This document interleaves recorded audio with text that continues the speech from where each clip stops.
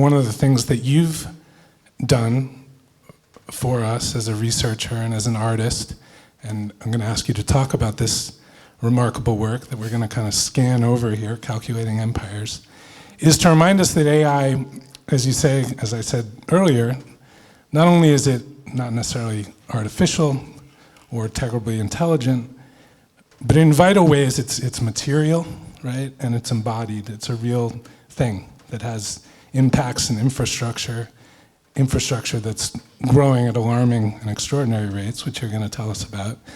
But this project, I wonder if you could talk us through this, about thinking about, you know, the last couple of years, basically since ChatGPT showed up, there's AI, that's the new thing out of Silicon Valley. But of course, there's been lots of new things, and this is a kind of map of technology. Talk to us about this project and why it's important to think about technology as empire.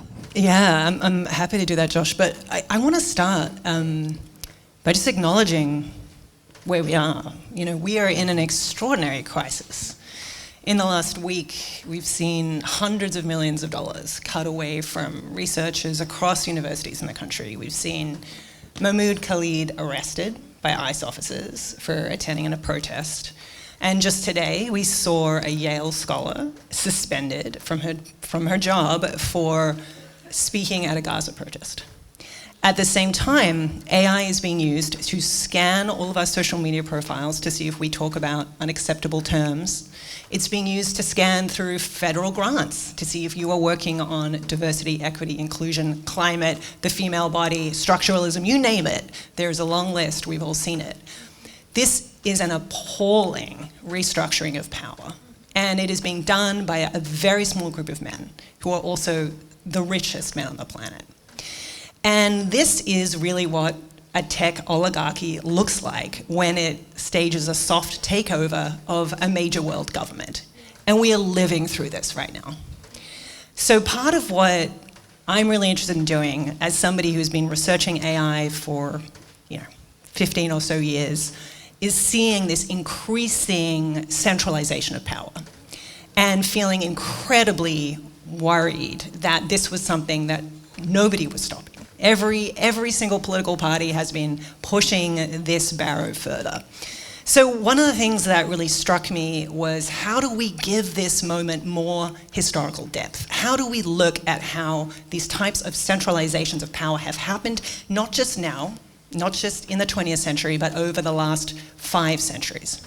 And so working with my amazing collaborator, Vlad Anjola, over 4 years, we basically hand illustrated a map of 5 centuries, starting with the emergence of merchant shipping and the sort of emergence of colonization through the technology of long-range shipping, through to all of these forms of technology that initially start as effectively forms of excitement. You could think about the camera, radio spectrum, and then you gradually see these enclosures, how it's captured by particular interests. You see this again in the Enclosure Acts in the UK in the 1500s and 1600s, the capturing of what was land for peasants, and it becomes privately owned.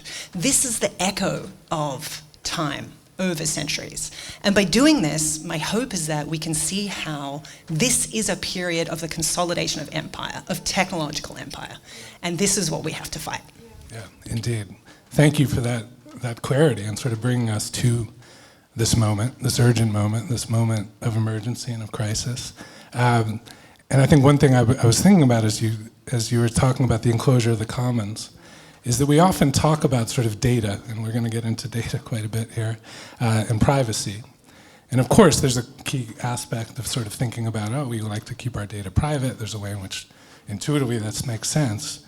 But one of the things that's going on, and as the videos that you all saw as you were sort of walking in, which is drone shots by our brilliant friend John Fitzgerald and Nick Fitzhugh put together this work, is essentially turning the commons into data and turning the world into data and sort of getting rid of this assumption that perhaps there should be stuff that is not owned or privatized or turned into data. And that seems to be a key aspect of where we are, fair to say. I mean, it is extraordinary. We have seen the capture of everything that has been digitized into privatized structures. That is one of the biggest enclosures that will happen in our lifetimes.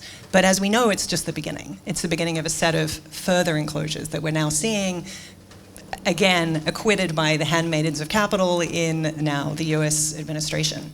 So, I mean, I think this is the issue when we talk about AI. There's such a tendency to think of it as a set of abstract technological processes or algorithms. But it's really about the people behind it, the structures of capital behind it, and then these processes by which these systems are impacting our world, impacting humans, impacting our political institutions, and impacting our environment. So how do we make that the conversation around AI rather than the shiny new thing which we're constantly being told about?